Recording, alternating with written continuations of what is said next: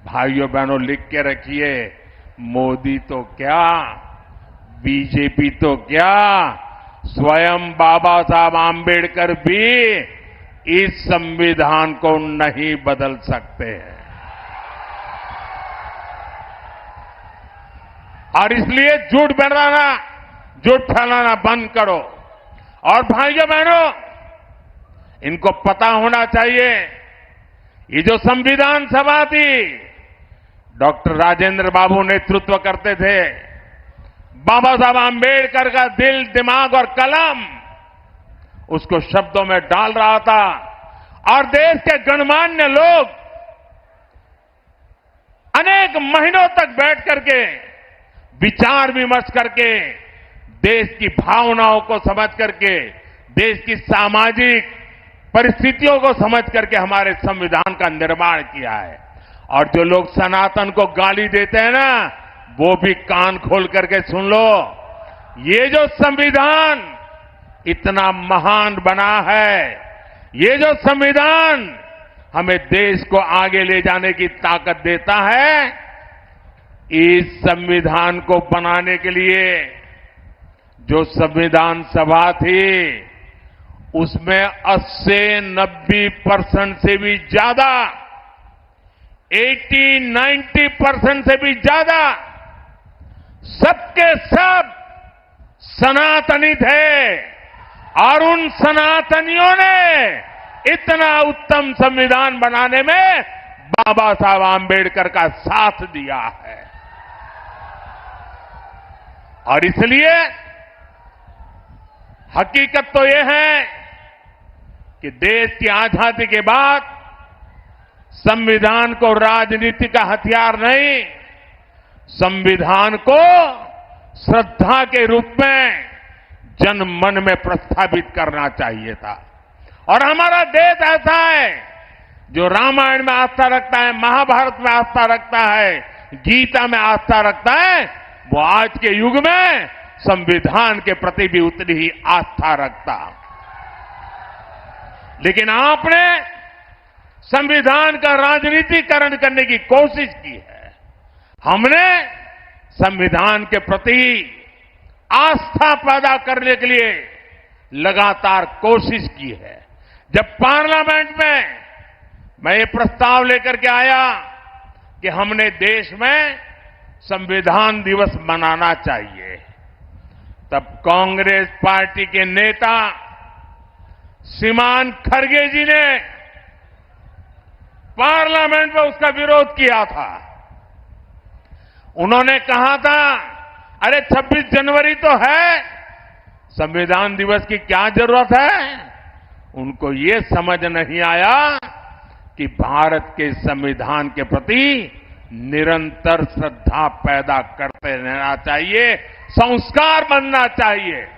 हमने संविधान दिवस को हर स्कूल में बच्चों के सामने संविधान का पाठ हो, प्रियम्बल का पाठ हो, वचनबद्धता आए, इसके लिए परंपरा प्रारंभ की है। और आज भी संविधान दिवस पर सुप्रीम कोर्ट 2 दिन का सेमिनार करती है, पार्लियामेंट में चर्चा होती है। इतना ही नहीं, संविधान को 75 साल हो रहे हैं।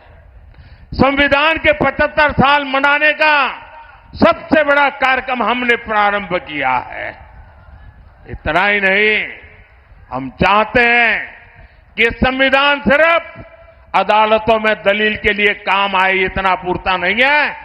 संविधान हमारे जीवन को, हमारे संस्कारों को, हमारी भावनाओं को नई ताकत देने वाला संविधान वो ताकत है जिसको हमें दिलों तक पहुंचाना है।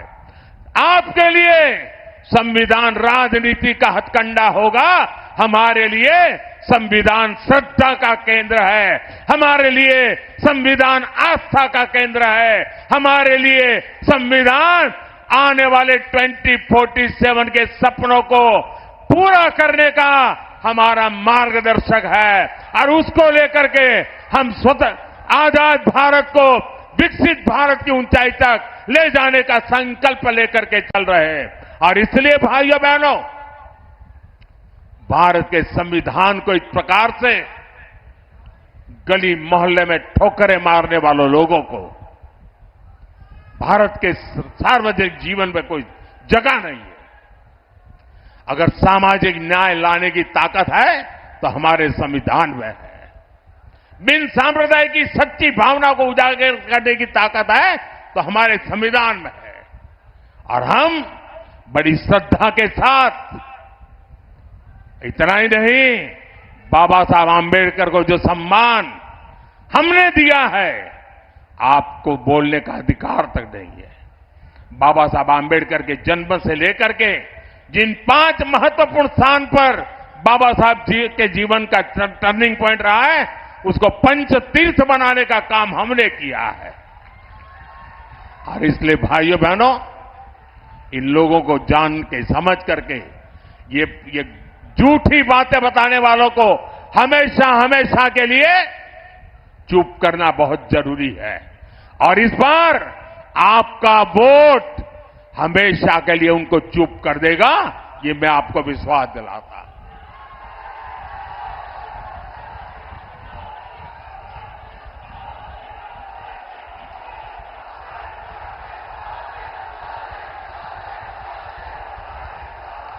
भाइयों बहनों, ये लोग कहते हैं 400 पार क्यों?